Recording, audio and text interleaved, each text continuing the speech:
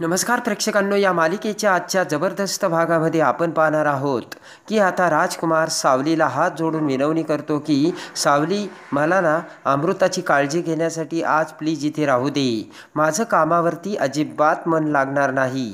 आणि हात जोडता क्षणी सावली आता उठून उभा राहते आणि राजकुमारला म्हणते की अहो राजकुमार दादा, तुम्ही असं माझ्यासमोर हात जोडू नका. अजूनही तुम्ही नवरा बायको आहेत, तेव्हा तुम्ही माझ्याकडे अधिकाराने असं बोलू नका, असे सावली सांगते. आणि राजकुमार म्हणतो की तरी सुद्धा तू जर नाही म्हणत असेल तर मी जातो कामावरती. सावली राजकुमारला थांबवते आणि म्हणते की हे बघा, तुम्हाला अमृता वहिनीबद्दल काळजी आहे आणि तुम्हाला त्यांची काळजी घ्यायची हे ऐकून मला खूप बरं वाटलं. आणि तुमच्याकडे असं बघितलं तर आता एक वेगळाच विश्वास वाटत असल्याची सावली सांगते. राजकुमार म्हणतो की सावली, तू माझ्यावर एवढा विश्वास ठेवू नकोस, मी खरं सांगतोय, कारण मी त्या योग्यतेचा नाहीये. राजकुमार म्हणतो की मी आईचा आणि सगळ्यांचा विश्वासघात केलाय. आणि राजकुमार म्हणतो की ज्या बाईच्या पोटी मी जन्माला आलो तीच बाई माझा रागराग करत राहिली आणि मी या प्रत्येकाला मरण यातना दिल्या, तेव्हा मी कुठल्या तोंडाने यांची माफी मागू, असे राजकुमार सांगतो. राजकुमार म्हणतो की जेवढे दिवस मी संसार केला तेवढे दिवस मी फक्त टोचून बोललो. राजकुमार म्हणतो की तिलोत्तमा माझ्याबरोबर निस्वार्थपणे प्रेम करत राहिली, पण मी तिला काहीच देऊ शकलो नाही. आजपर्यंत मी फक्त तिला तिच्याशी टोचून बोलत राहिलो. आणि राजकुमार म्हणतो की मला पटत नव्हतं राजकुमार मेंदळे कोणावरती अवलंबून आहे आणि आज मला पश्चाताप करायचा आहे, पण तो सुद्धा मला करता येत नाहीये. आणि त्यानंतर इकडे आता सावली म्हणते की हे बघा, तुम्ही काही काळजी करू नका, विठोबा तुमच्या पाठीमागे उभा आहे. आणि इकडे आता ऐश्वर्या ही सगळ्यांच्या समोर येऊन सगळ्यांना सांगते की हे बघा, माझा आत्तापर्यंतचा अनुभव आहे आणि त्या अनुभवावरून मी सांगते, तुम्ही सगळं चुकताय आणि तुम्ही राजकुमार दादावर जो काही विश्वास दाखवताय ना तो चुकीचा आहे. नील म्हणतो की राजकुमार दादाला आम्ही लहानपणापासून ओळखतो, तेव्हा तू त्याच्यावर असा विश्वास दाखवू नकोस. नील म्हणतो की कदाचित त्याचं वागणं चुकलं असेल, पण आता तो सुधारतोय. आणि तेवढ्याच सावली तिथे येत अमृता आता शुद्धीवर आल्याचे सांगते, तेव्हा तिलोत्तमा सारंग सगळ्यांना आनंद होतो. सावली म्हणते की हे बघा, तुम्ही आता राजकुमार दादांवरती कोणताही संशय अथवा कोणताही आता आरोप ठेवू नका आणि त्यांच्याविषयी तुम्ही मनात आता कोणत्याही शंका आणू नका. आणि मी स्वतःच्या डोळ्यांनी बघितलंय, खरंच राजकुमार दादा आता अमृता वहिनीची काळजी घेतात. सावली म्हणते त्यांच्या डोळ्यात खरेपणा दिसतोय आणि आता त्यांना पश्चाताप सुद्धा होतोय. आणि ती ऐकताच आता ऐश्वर्या चवताळून उठते. ऐश्वर्या म्हणते की राजकुमार दादा घरात आला, गेस्ट रूममध्ये राहिला तिथपर्यंत ठीक होतं, पण आता तो चक्क अमृता वहिनीच्या बेडरूममध्ये राहणार आणि चक्क तुम्ही त्याला परमिशन दिली. ऐश्वर्या आता तिलोत्तमाला म्हणते की ज्या माणसाने आता त्याच्या बायकोला, त्या स्त्रीला एकदम घाणेरडेपणाने वागवलं आणि तिला स्त्रीचा सन्मान सुद्धा दिला नाही, अशा माणसांना तुम्ही लगेच माफ करून घरात सुद्धा घेतलं, असा प्रश्न आता ऐश्वर्या तिलोत्तमाला करते. ऐश्वर्या म्हणते की मला हे तत्व तुमचं अजिबात पटत नाहीये. सावली म्हणते की तिलोत्तमा मॅडमचा राग हा क्षणिक आहे, मला माहिती आहे त्यांचा राग जाईल. सावली म्हणते पण राजकुमार सर खरंच खूप बदलले. सावली म्हणते की त्यांना नव्याने त्यांचा संसार चालू करायचा आहे, त्यांना वहिनीसोबत राहायचं आणि तिची काळजी सुद्धा घ्यायची. चंद्रकांतराव, तिलोत्तमा, सारंग, नील सगळे ते त्या सावलीचे बोलणे ऐकत असतात. ऐश्वर्या म्हणते या गोष्टीवर माझा अजिबात विश्वास नाही. तर नील ऐश्वर्याला म्हणतो जरा थांब, जरा तू गप्प बस. आता तिलोत्तमा म्हणते की राजकुमारला तुम्ही सगळ्यांनी घरात घेतलं ते सुद्धा माझ्या मनाविरुद्ध, तरी सुद्धा मला तुमच्या बाजूने निर्णय घ्यावा लागला. पण आता अमृताला राजकुमार बरोबर संसार करायचा की नाही, त्याला ॲक्सेप्ट करायचा की नाही, हा निर्णय सर्वस्वी तिचा आहे, असे तिलोत्तमा सगळ्यांना सांगते. पण आतापर्यंत तो ज्या पद्धतीने वागून त्याने जो अपराध केलाय ना, आणि इतके वेळा तिने म्हणजे त्याने अमृतासोबत विश्वासघात जो केलाय ना, तेव्हा ते सगळं बघता मला नाही वाटत अमृता त्याला तिच्यासोबत राहून देईल म्हणून. आणि ते ऐकताच आता सावली म्हणते की वहिनीने होकार दिलाय. आणि ते ऐकताच आता तिलोत्तमाला धक्का बसतो. तिलोत्तमा म्हणते काय, तर सावली म्हणते होय. तिलोत्तमा म्हणते की सावली, या अगोदर सुद्धा मी तुझ्यावर विश्वास ठेवून राजकुमारला घरात घेतलं होतं. आणि लगेच आता सावलीकडे बघत तिलोत्तमा म्हणते की आता राजकुमार अमृताने जर पुन्हा संसार करायचा ठरवला तर भविष्यात जे काही होईल त्याची जबाबदारी सावली तू घेणार आहेस का. आणि तिलोत्तमा म्हणते की आणि इनफॅक्ट तू ती जबाबदारी घ्यावी असे मला वाटतं. तर सावली होकार देते आणि मान हलवते. आणि तेवढ्यात पळत पळत तारा तिथे येते आणि म्हणते ऐका ऐका, एक गुड न्यूज आहे आणि सोहम परत येतोय. ते ऐकतात चंद्रकांतराव तिलोत्तमा खुश होतात.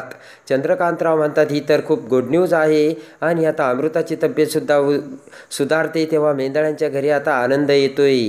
तिलोत्तमासुद्धा आता खुश होऊन हसते. आणि इकडे आता राजकुमार हा अमृताच्या कपाळावर पट्ट्या ठेवत असतो. तर तेवढ्यात बबलू आता औषधी घेऊन तिथे येतो आणि लगेच आता बबलू म्हणतो की हळू आवाजात बोलू, अमृता वहिनीला त्रास होईल. आणि लगेच राजकुमार म्हणतो की ठीक आहे, तू ती जागीच आहे, तू मोठ्याने बोलू शकतो पण एवढं मोठ्याने नाही, तिला त्रास होईल म्हणून. तर हसतच बबलू म्हणतो ठीक आहे आणि अमृता वहिनी औषधं घेतल्यानंतर तू आणखी बरं होशील असे आता बबलू सांगतो. आणि राजकुमार अमृताला एकत्र बघून आता बबलू खूप खुश होतो. आणि इकडे त्यानंतर बबलू तेथून निघून जाताच राजकुमार म्हणतो की तू काही काळजी करू नको, तू आराम कर, मी गेस्ट रूममध्ये झोपेन. आणि राजकुमार अमृताच्या हातात हात देतो. तर अमृतासुद्धा राजकुमारच्या हातात दुसरा हात देते आणि खुश होते. आणि त्या क्षणी अमृताने राजकुमारचा स्वीकार केलेला असतो. आणि इकडे सारंग आता बेडरूममध्ये येतो. तर तिलोत्तमा आणि सावलीला म्हटलेलं असतं की ते दोघं संसार करणार आहेत पण त्यानंतरची सगळी जबाबदारी तू घेशील का. तर सावलीने होकार दिलेला असतो. ते आठवून आता सारंगला राग येतो. तेवढ्यात सावली तिथे येते आणि तेवढ्याच सावली तिथे येऊन सारंग शेजारी बसते आणि म्हणते की सारंग सर, अहो काय झालं, कसला विचार करतात. तेव्हा सारंग म्हणतो की सावली, अगं तू राजकुमार दादाची जबाबदारी घेतेस पण जर तो पुन्हा चुकला तर मग काय. सारंग म्हणतो की सावली, तुला त्याच्याबद्दल खात्री वाटते ते बरोबर आहे पण आईला त्याच्यावर विश्वास नाही आहे बरं का. आता सावली म्हणते की हे बघा, तुमचा राजकुमार दादांवर विश्वास आहे ना आणि आता त्यांना जाणीव झाली, ते आता कुणालाच त्रास देणार नाही. आणि तेवढ्याच जगन्नाथचा फोन येतो. तर सावली म्हणते की बोला ना जगन्नाथजी. आणि लगेच आता जगन्नाथ एक गुड न्यूज देतो. तर सावली फोन ठेवते आणि सारंग म्हणतो काय म्हणाले ग जगन्नाथजी.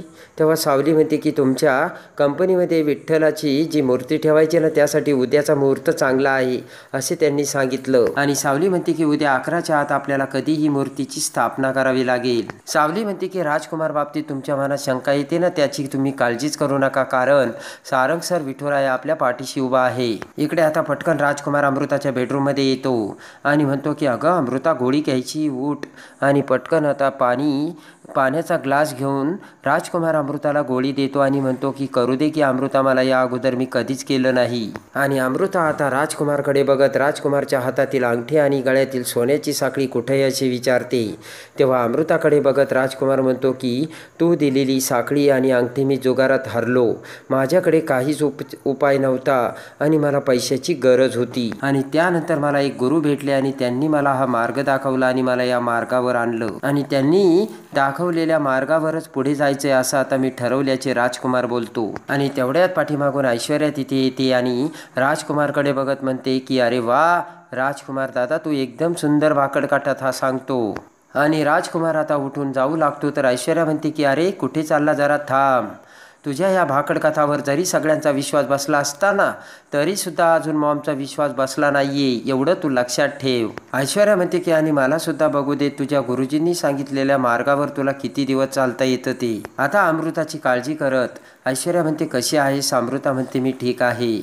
ऐश्वर्या म्हणते मी मगाशीच येणार होते पण ॲक्च्युली तुझा नवरा तुझी काळजी घ्यायला आहे ना म्हणून नाही आली. आता ऐश्वर्या म्हणते की अमृता वहिनी, मला एका गोष्टीचं प्रश्नाचं उत्तर दे. हा तुझा नवरा तुझ्याशी कधीच चांगला वागला नाही, अगदी इरिस्पेक्टफुल वागला, त्याने तुला कधीच फिरायला नेलं नाही आणि असं असताना तू त्याचा स्वीकार कसा काय केलास. ऐश्वर्या म्हणते की पण एवढं सगळं ठीक आहे आणि ज्या माणसाने तुला धोका दिला, तुला चीट केलं, हे सगळं तुझ्या समोर असताना देखील तू असं का वागली. आणि तेवढ्यात आता राजकुमार खाली मान घालून तेथून जाऊ लागतो. पण त्या क्षणी अमृता राजकुमारचा हात धरते आणि राजकुमारच्या हातात हात देते. ते बघता क्षणी ऐश्वर्याला मोठा धक्का बसतो. राजकुमारकडे बघत आता अमृता म्हणते की ऐश्वर्या, चुका तर सगळ्यांकडूनच होतात पण त्या चुकाचं प्रायश्चित्त करणारे लोक फार कमी असतात. आणि अमृता म्हणते की आम्ही अजूनही लग्नाच्या बंधनात आहोत आणि हे नातं एवढ्या सहजासहजी तुटणारं नसतं आणि तोडलेले नाते जोडण्याची संधी खूप कमी लोकांना मिळते आणि देवाच्या कृपेने ती संधी मला मिळाली. आणि अमृता म्हणते की आता काही जरी झालं तरी मी ती संधी सोडणार नाही. ती ऐकताच ऐश्वर्याला धक्का बसून ऐश्वर्या म्हणते की वहिनी, आर यू सिरियस. तुला पश्चाताप करावा लागेल, कळतंय? ऐश्वर्या म्हणते की तुला पश्चाताप करावे लागेल वहिनी, तुला कळतंय का? तर अमृता राजकुमारकडे बघते आणि सगळ्यात मोठा विश्वास पुन्हा एकदा अमृताने राजकुमारवर टाकलेला असतो आणि त्याच वेळेस रागाने ऐश्वर्या तिथून निघून जाते. तर आता अमृताचा हात धरून राजकुमार आता कपाळाला लावतो आणि इकडे आता सावली पुन्हा विठ्ठलासमोर येते आणि म्हणते की सगळेजण विठुराया म्हणतात की तू विठ्ठलाची सावली आहे आणि आहे पण आता माझा श्वास म्हणजे सारंग सरांचा श्वास आहे, तेव्हा जशी तू माझी काळजी घेतोस तशी तू सारंग सरांची सुद्धा काळजी घे. आणि त्यानंतर इकडे दुसऱ्या दिवशी आता सगळेजण आता कंपनीत जाण्यासाठी आवरत असतात. सारंग, सावली, नील सगळेजण आवरून तयार होतात. तेवढ्यात आता इकडे नील तिथे येतो आणि सारंगही तिथे येतो. तेव्हा सारंग म्हणतो की बाबा आणि आई नंतर देवदर्शनाला येणार आहे, आपण पुढे जाऊन प्रतिष्ठा करून घेऊयात. तर ॲक्च्युली ऐश्वर्या तिथे येत म्हणते की मी सुद्धा त्यांच्यासोबतच येईल ना. नील म्हणतो ठीक आहे, तू नाही आलीस तरी चालेल ऐश्वर्या, आणि तू कंपनीच्या कारभारात लक्ष नाही घातलं ना तरीसुद्धा चालेल. आणि चला असे म्हणत नील सारंग आणि सावलीला घेऊन जातो. तर इकडे आता ऐश्वर्या विचार करते की खूप हवेत उडतोयस ना नील तू, पण एक दिवस मी ना तुला जमिनीवर आणील आणि तुम्ही सगळेजण माझ्या हाताखाली काम करत असताल, कारण माझं नाव ऐश्वर्या मेंदळे आहे. असा आता विचार ऐश्वर्या त्यांच्याकडे बघत करते. तर इकडे सगळेजण आता निघून जातात. त्यानंतर इकडे आता ऐश्वर्या ही कंपनीमध्ये येते. तर सारंग, सावली, नील सगळ्यांनी मिळून आता कंपनीमध्ये विठुरायाची मूर्तीची स्थापना केलेली असते. त्यानंतर सावली मनोभावे विठोबाची पूजा करून विठोबासमोर हात जोडते. तर तेवढ्यात ऐश्वर्या तिथे येते. सावलीकडे बघत आता ऐश्वर्या म्हणते की सावली, मी तुला एक गोष्ट सांगते. राजकुमार दादावरती विश्वास ठेवून तू पुन्हा राजकुमार दादाला घरात घेतलं आणि अमृताबाईंनी राजकुमार दादाला पुन्हा एकत्र आणलं. पण एक गोष्ट लक्षात ठेव, तू विठोबा रायाची भक्त आहेस, विठोबा रायाची मूर्तीची तू इथे प्राणप्रतिष्ठा केली. पण एक गोष्ट मी तुला सांगते, राजकुमार दादा बदललेला नाही आणि राजकुमार दादा पुढं जे काही करील ना ती सगळी जबाबदारी तुझ्यावरती आहे. आणि मी तुला सांगतोय की तुझा विठोबा तुझ्या पाठीमागे त्यावेळेस उभा राहील की नाही हे मला माहिती नाही, पण ही ऐश्वर्या मेंदळे तुला सांगते की त्यावेळेस तुला तुझ्या कर्माची शिक्षा तुला मिळेलच आणि तुला मग कोणीच वाचू शकत नाही.